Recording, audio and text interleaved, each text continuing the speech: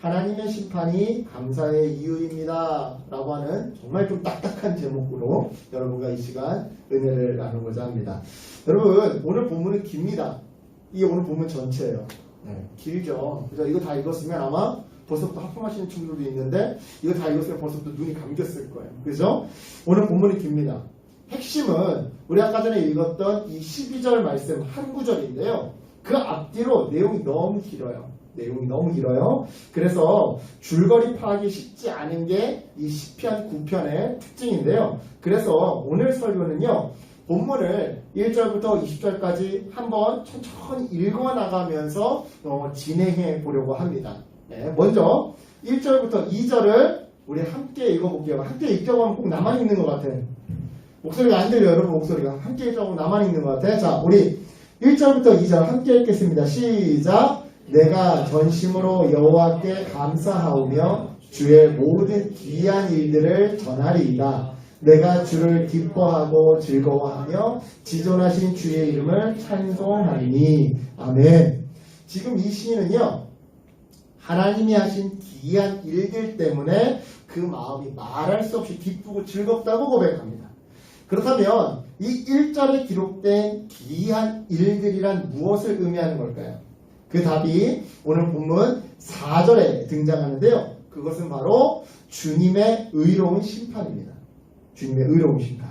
우리 본문 3절부터 6절까지를 한번 함께 읽어보겠습니다. 3절부터 6절 함께 읽겠습니다. 시작. 내 원수들이 물러갈 때에 주 앞에서 넘어져 망함이니이다.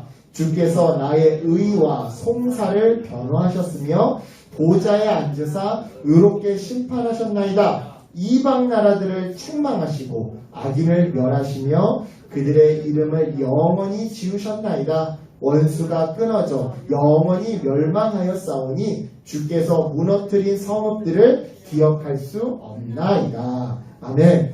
그렇습니다. 하나님은요 공정한 재판장으로서 시인의 원수를요 징벌해 주셨어요. 또한 하나님께 맞서는 이방 나라를 완전히 멸절해 주셨죠.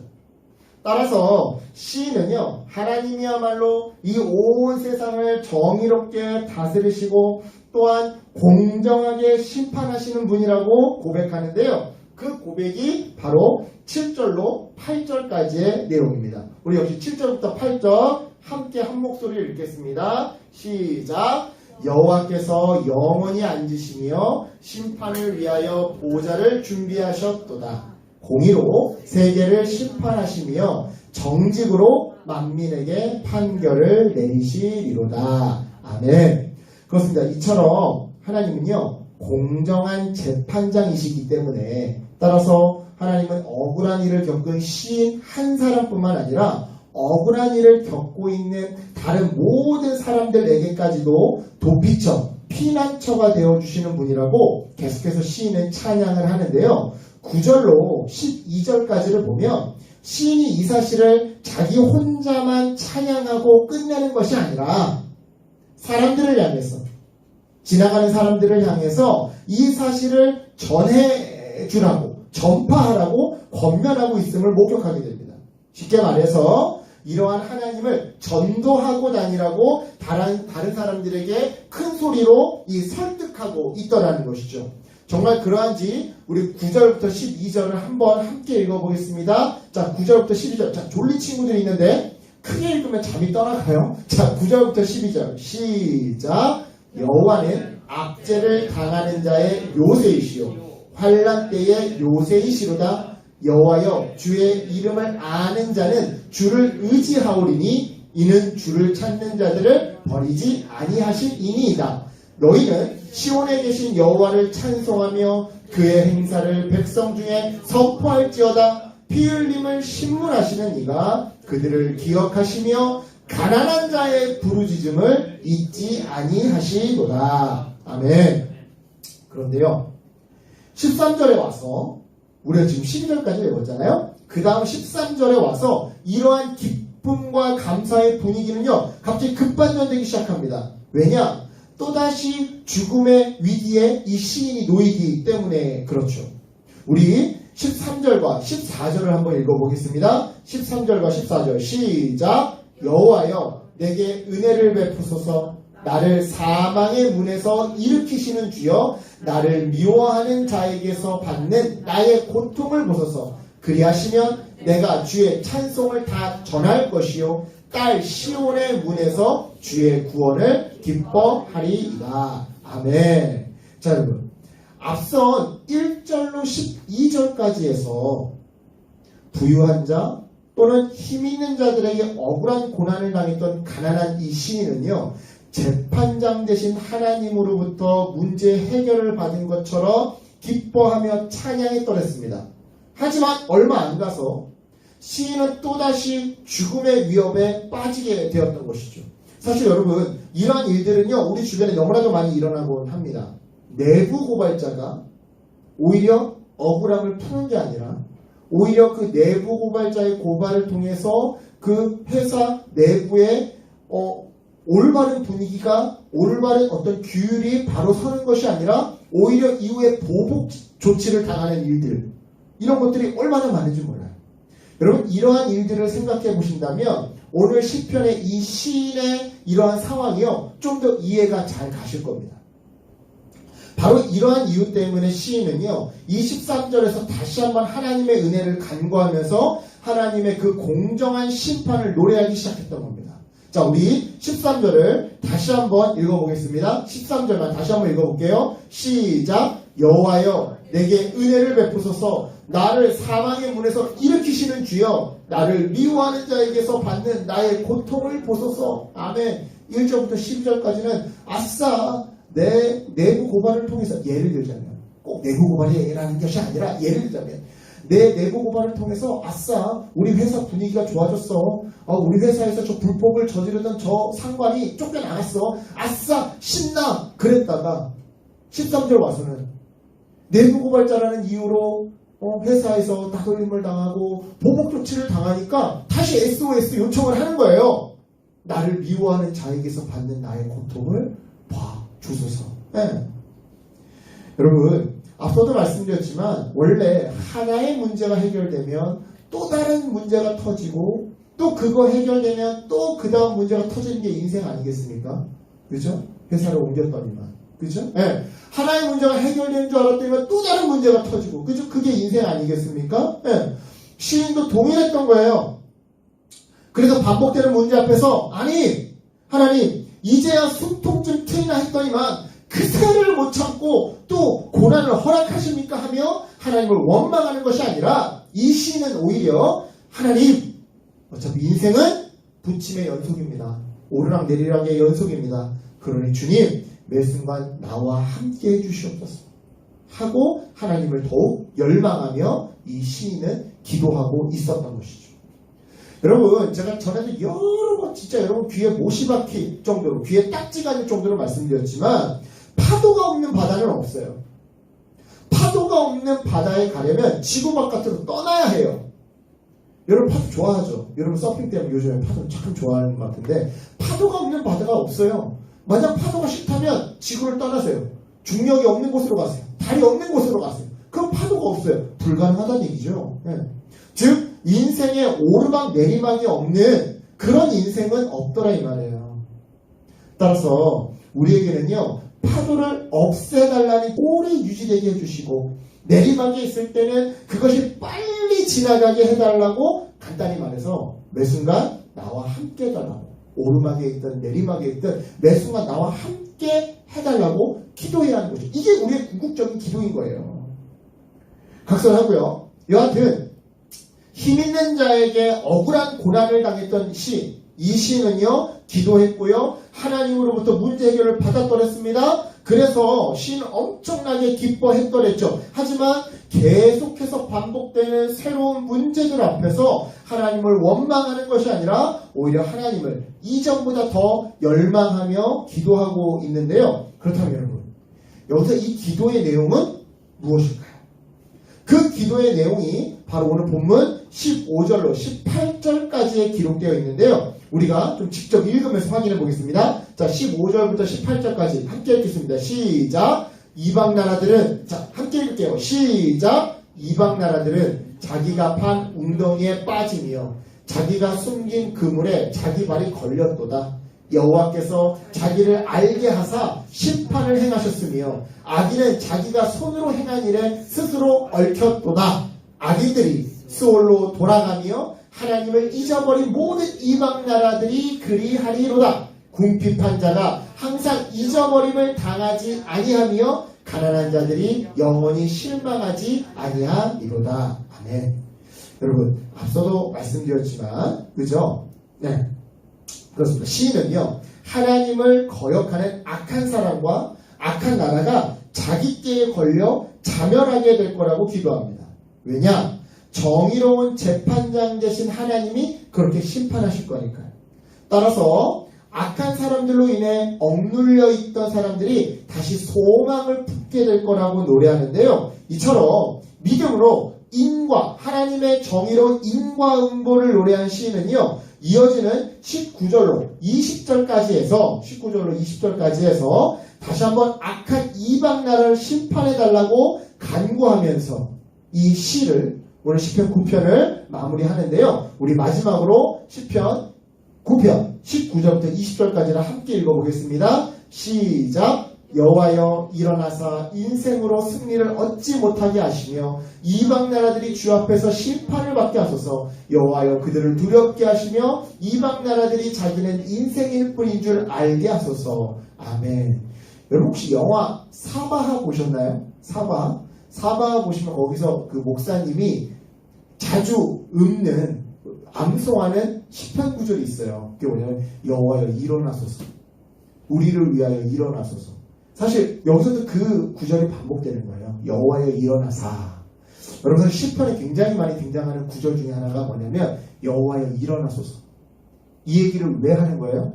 지금 의인들이 너무 고난당하고 있는 거예요. 그래서 어떤 의미에서는 하나님이 주무시고 계시나? 하나님이 일하셔야 되는데 하나님이 일어나셔서 악인들을 심판하고 다니셔야 되는데 하나님이 그냥 누워 계시나? 주무시고 계시나? 그래서 의인들이 이렇게 고통당하고 있는 건가? 그래서 하나님 주여 일어나소서. 이게 참 시편에 많이 반복되는 표현 중에 하나입니다. 주 여호와여 일어나사 승리를 얻지 못하게 하시며 심판을 받게 하소서. 결국 정리하자면요, 여러분 오늘 시편은요 가난한 자의 노래인 겁니다.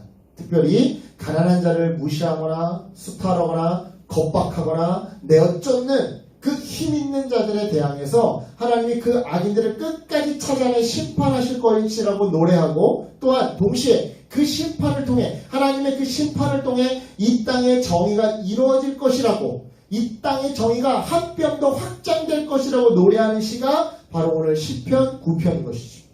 그렇다면 이러한 줄거리를 바탕으로 주님이 우리에게 주시는 메시지를 좀 살펴보도록 하겠습니다. 먼저 첫 번째는요 하나님은 공정한 재판장이십니다 라는 메시지. 하나님은 공정한 재판장이십니다. 오늘 본문에서 시인이 경험하는 세상은요 전혀 정의롭지가 않습니다.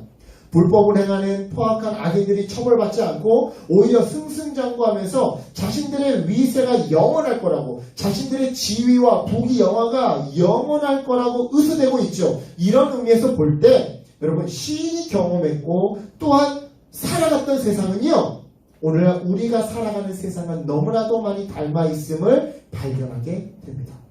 맞잖아요. 가습기 살균제로 수천 명의 목숨과 건강을 빼앗아간 세계적인 기업 옥시는요 법의 처벌에서 벗어나 여전히 승승장구하고 있습니다. 코로나 바이러스로 전 세계를 절망으로 몰아간 중국은요 여전히 아시아의 맹주라며 우리는 잘못 없다며 떵떵거리며 스스로를 의수대고 있습니다. 뿐만 아니에요. 안전수칙을 지키지 않아서 아버지가 보는 앞에서 그 아들을 300kg 컨테이너 박스에 깔려 죽게 만든 원청업체는요 여전히 승승장구하고 있고요. 무리한 임대료 인상으로 소상공인들을 길바닥에 나앉게 만든 이태원과 신촌 일대의 일부 건물주들은요 여전히 건물이 공실임에도 불구하고 임대료를 낮추기는커녕 높은 임대료로 스스로를 의수대고 있습니다. 여러분 이처럼 세상은요 정의롭지 못해요. 어떤 의미에서 보자면, 어떤 의미에서는 되게 정의로워요. 어떤 의미에서는 그냥 너의 노력이, 너의 실력이 그냥 평가받고 있다, 이렇게 보자면 굉장히 정의로운 것 같지만 사실 너의 그 실력이라는 것조차도, 너의 그 능력이라는 노력이라는 것조차도 너가 좋은 환경에 있기 때문에 가능했던 거 아니냐. 똑같이 IQ 150을 갖고 태어났어도, 똑같은 노력을 해도 빈민가에 태어난 아이와 정말로 명문가에 태어난 아이는 기회의 그 숫자부터 다른 거 아니냐 라는 측면에서 본다면 또 세상은 정의롭지 못해요. 네, 정의롭지 못해요. 하지만 여러분, 그렇다고 해서 실망하거나 우울해하지 마시기 바랍니다. 왜냐?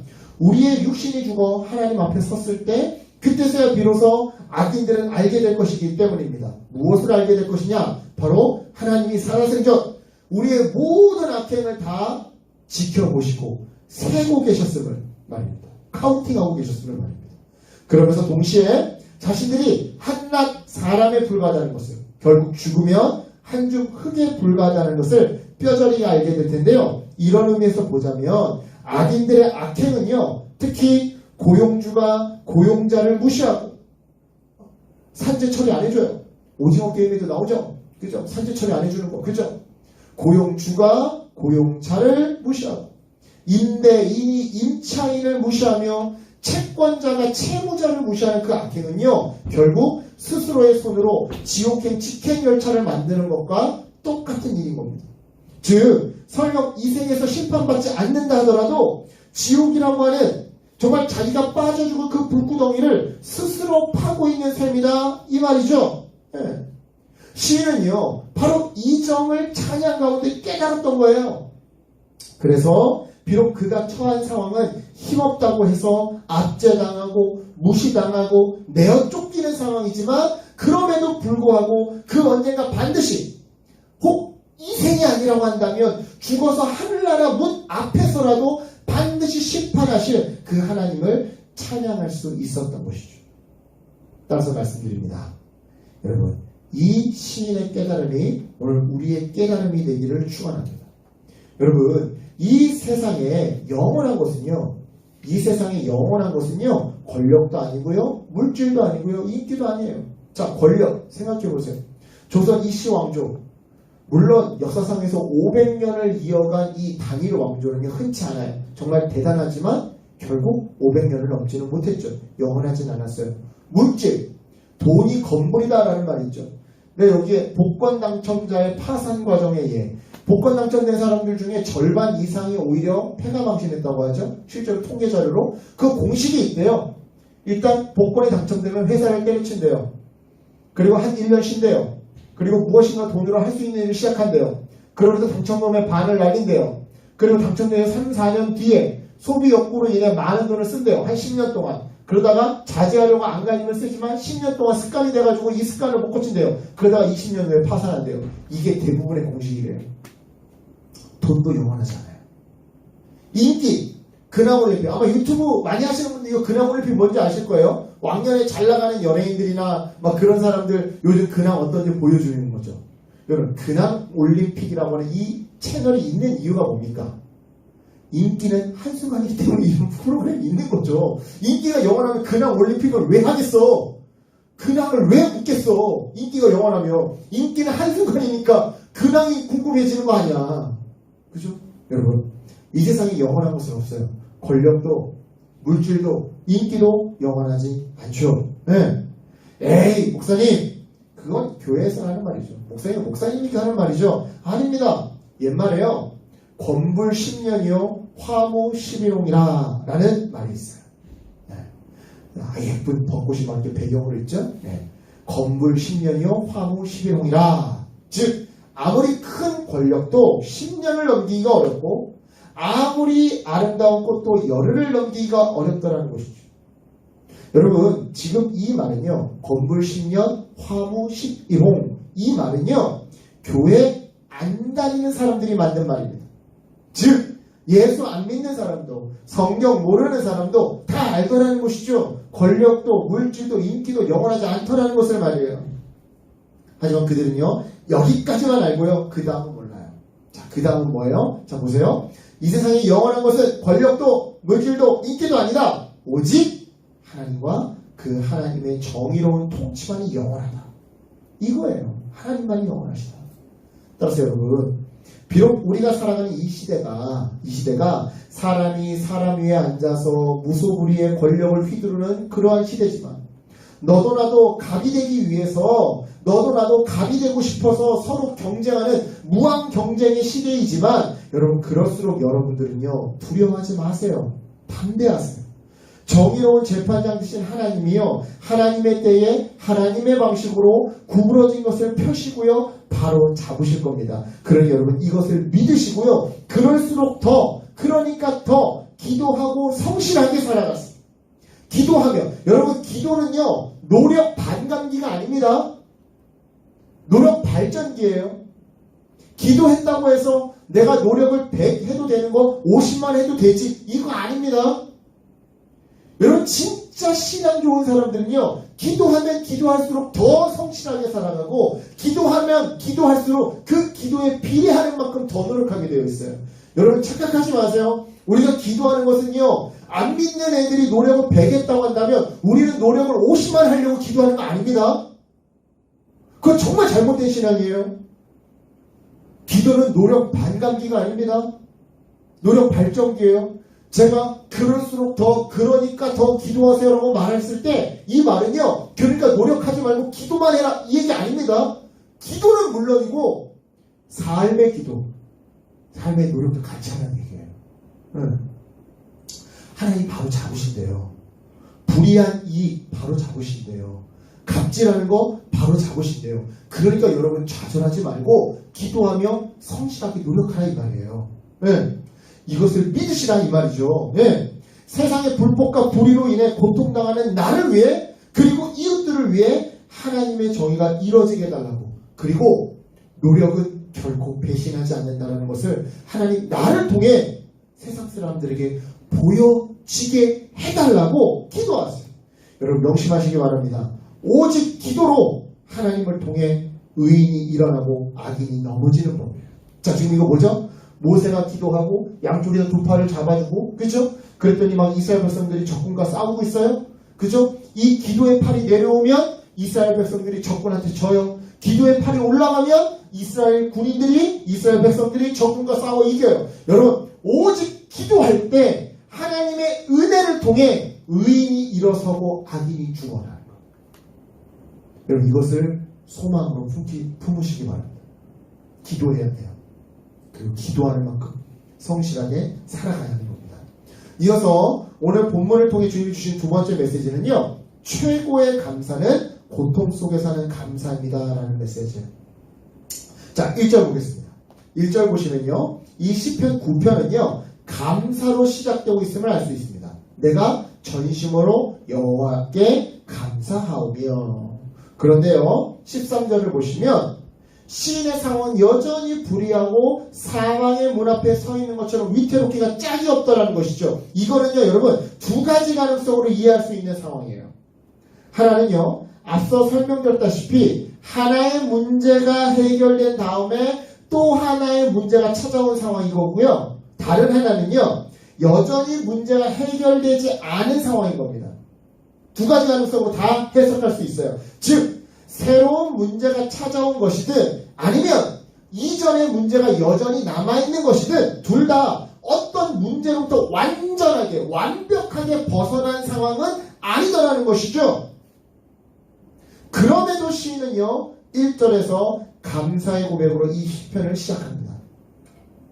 즉 시인은 문제 해결을 받은 이유가 아니라 여전히 고통 가운데 있는 중에 모든 상황 속에서 꼭 기뻐할 때만이 아니라 고통 속에 있을 때에도 감사의 노래를 부르더라는 것이죠. 그렇다면 여러분 질문입니다.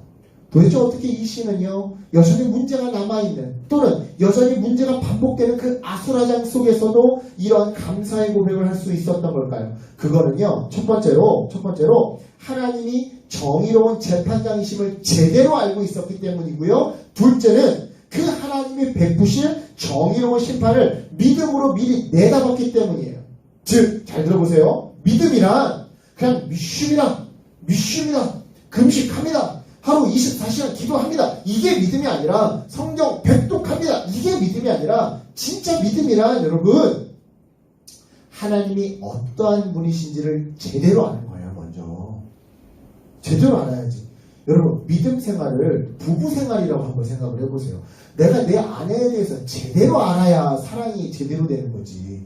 제대로 몰라봐. 맨날 오해한다고 생각해봐. 맨날 오해하고 헛된 기대하고 그러다가 맨날 그 나의 헛된 기대에 내가 배신당하고. 저 사람이 나쁜 게 아니야.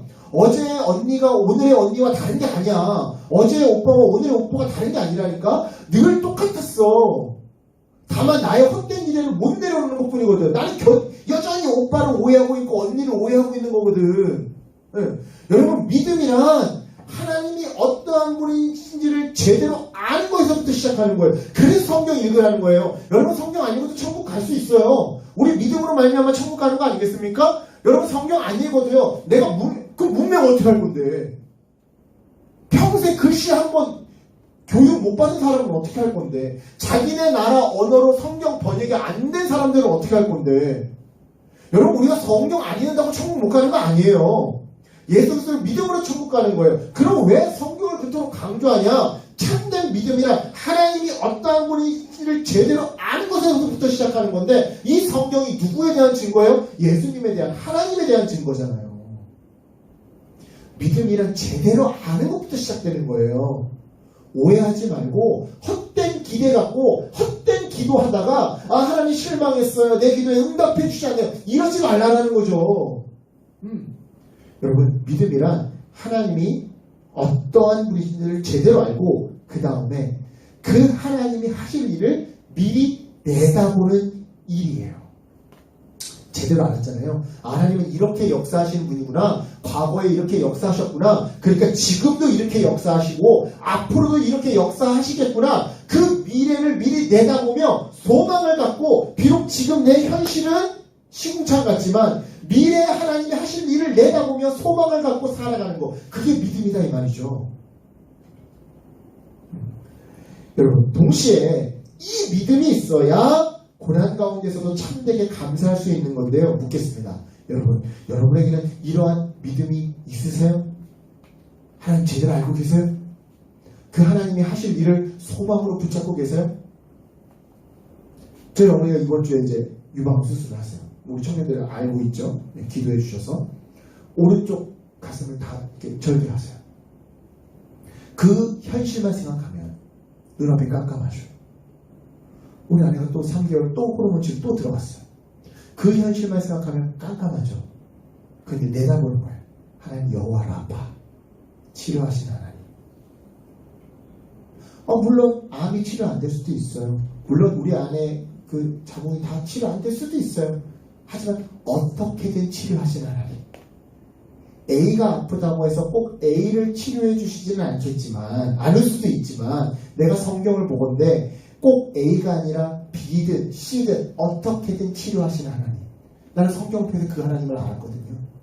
또한 여호와 샬롬, 우리에게 평강 주시기를 원하시는 하나님. 그 하나님을 나는 성경을 통해서 알았거든요. 내다보는 거예요. 하나님 치료하신다. A가 아픈데 꼭 A가 아니라 B라도 C라도 하나님이 치료하신다. 그리고 샬롬을 주실 거다. 그렇기 때문에 그걸 믿기에 나는 오늘 웃으면서, 또 우리 사역자님들과 거미대 전사님과 또 장난치면서, 또 맛있는 음식 먹으면서 오늘도 힘차게 살아간다. 여러분, 이 믿음이 있으세요? 여러분, 데살로니가 5장 18절은 우리를 향해 범사에 감사하라고 말합니다. 범사에 감사하라. 매사에 감사하라. 뺨을 맞아도 감사하라. 병에 걸려도 감사하라. 그래서인지 몰라도 그리스도인들 중에는요, 도저히 감사가 터져나오지 않는 상황에서도 억지로 감사를 만들어내는 사람들이 종종 있곤 하죠. 물론 귀한 신앙입니다. 하지만 때로는요, 그러한 억지 감사가 부자연스러워 보이고요, 심지어는 자기가 자기 자신을 감정적으로 학대하고 있는 것처럼 보일 때가 종종 있어요. 그래서 굉장히 안쓰럽게 보일 때가 많죠. 그렇다면 묻겠습니다. 하나님 아버지는 그러한 억지 감사, 쥐어짜내는 감사를 보며 뭐라고 말씀하실까요? 내 딸이, 내 아들이 도저히 감사할 수 없는 그 고통의 순간에 마음에도 없는 감사를 억지로 만들어내기 위해 막 표정이 일그러지고 마음이 허물어지는 모습을 보면서 과연 뭐라고 말씀하실까요? 잘 예측이 안 가세요? 그것도 질문을 바꿔보겠습니다. 만약 여러분이 결혼해서 자녀를 낳았는데 여러분의 자녀가 그러고 있다면, 여러분의 자녀가 폭력을 당하고 여러분의 자녀가 추행을 당하고 강도를 당했는데 그 순간 마치 로봇처럼 마음에도 없는 말로 그래도 감사합니다 라고 하고 있다면 여러분은 그 모습을 보고 뭐라고 말씀하시겠냐 이 말이에요. 저라면 이렇게 말해줄 것 같습니다. 그래, 내 아들아 내 딸아 참 훌륭하구나. 이 상황에도 감사하다고 말하다니 정말 대견하구나.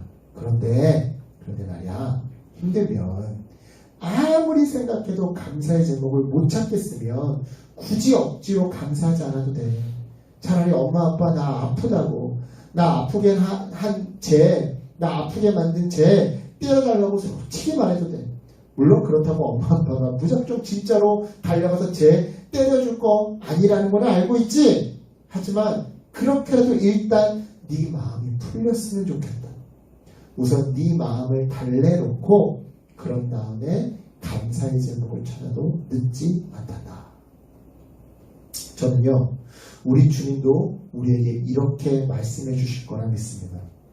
즉, 하나님도 억지 감사를 원하지 않으시더라는 것이죠.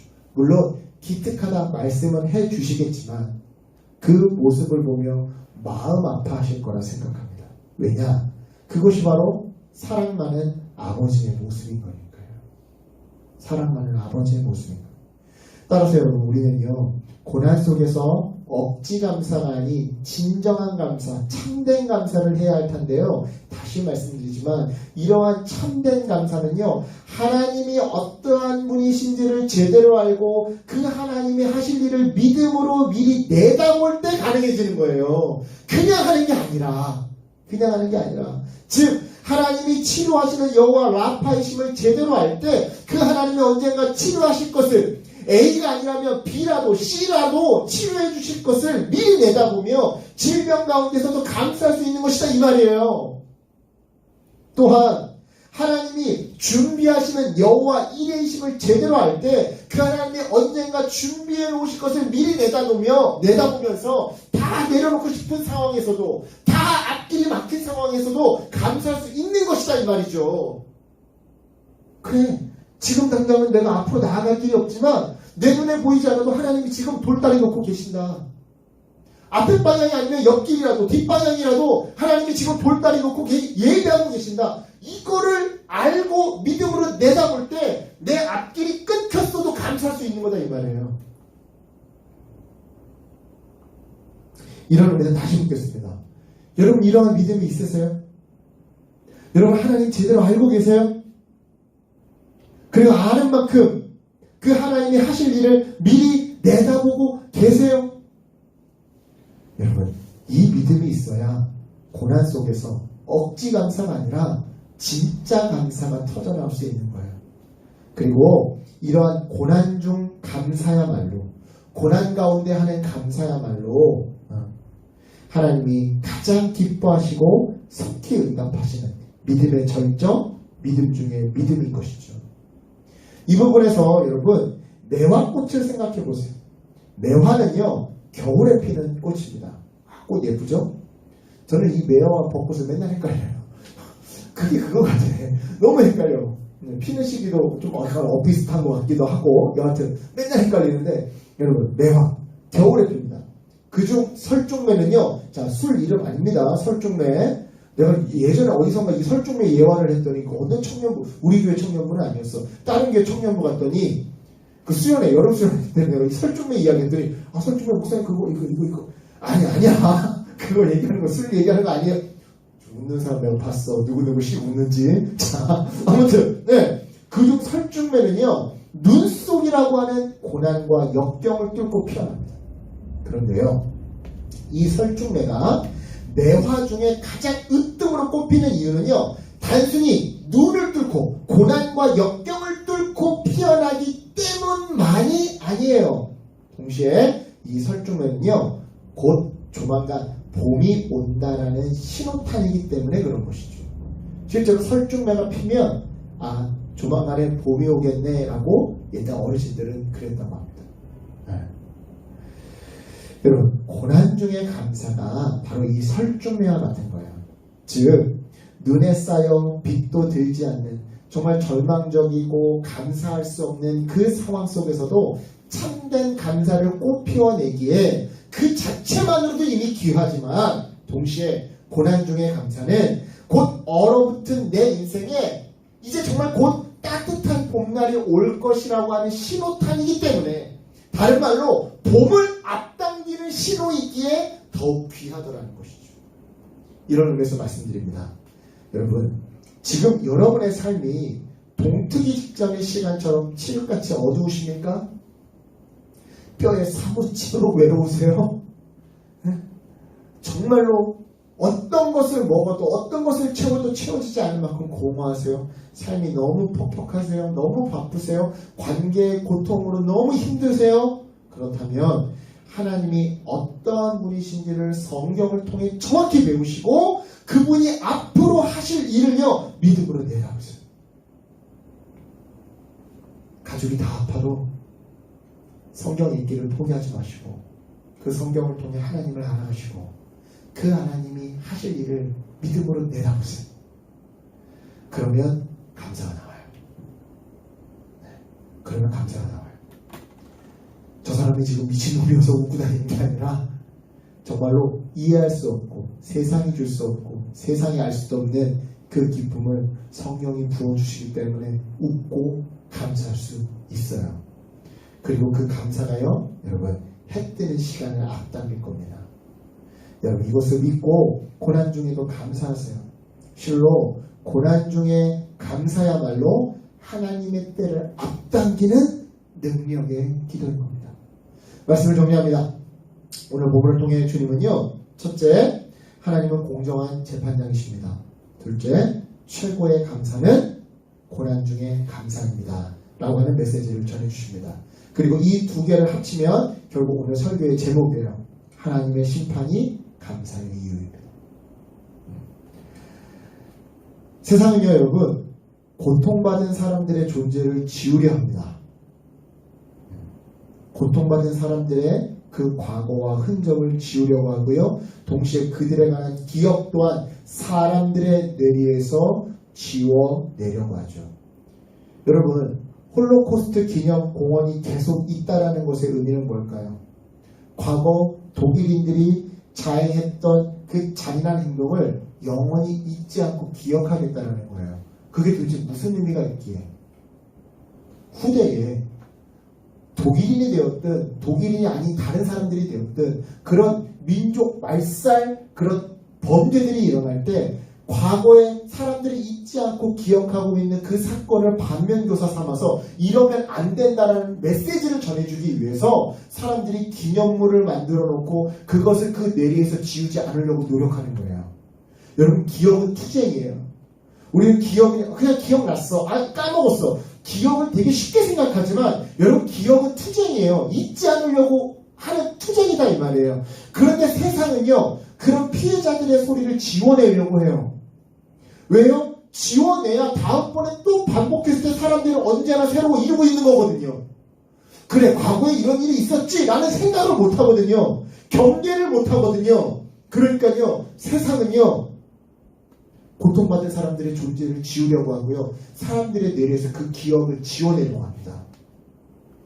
그렇게 해서 사람들의 눈과 기억에서 피해자들을 약자들을 눈물 흘린 자들을 지워버리려고 하죠. 하지만 하나님은요 수탈과 압제 때문에 고난받은 사람과 억울하게 죽은 사람들을 다 기억하고 계십니다. 결코 잊지 않으시고요 반드시 그들의 억울함을 풀어주세요. 그리고 지금도 그들과 함께 울고 계세요. 여러분 바로 이러한 하나님의 애통함 하나님의 통치가 있기에 우리는 지금 당장의 이 부조리한 상황 속에서도 모든 상황 속에서도 감사할 수 있는 겁니다. 즉 우리는요 잘 들으세요. 상황 때문에 감사하는 것이 아니라 그것을 감독하시는 통치하시고 다스리시며 마침내 심판하시는 하나님 때문에 감사하는 것이다 이 말이에요. 내 직장 생활을 생각하면 감사가 안 나와. 그래도 감사할 수 있는 이유는 뭐냐면 그 뒤에서 숨어서 그 모든 상황을 지켜보고 계시고 신원해 주시고 갚아주시고 사필기정시켜 주실 그 주님을 믿기 때문에 우리는 감사할 수 있는 것이다 이 말이죠. 따라서 여러분, 이러한 감사의 믿음이 바로 저의 믿음, 여러분들의 믿음 되기를 축원합니다. 그래서 추운 겨울을 속히 통과하시고 그 10년 가운데 여러분의 가정, 직장 가운데 따뜻한 봄을 빨리 맞이하시는 저와 여러분 되시길 주님의 이름으로 간절히 축원합니다. 아멘. 기도하겠습니다.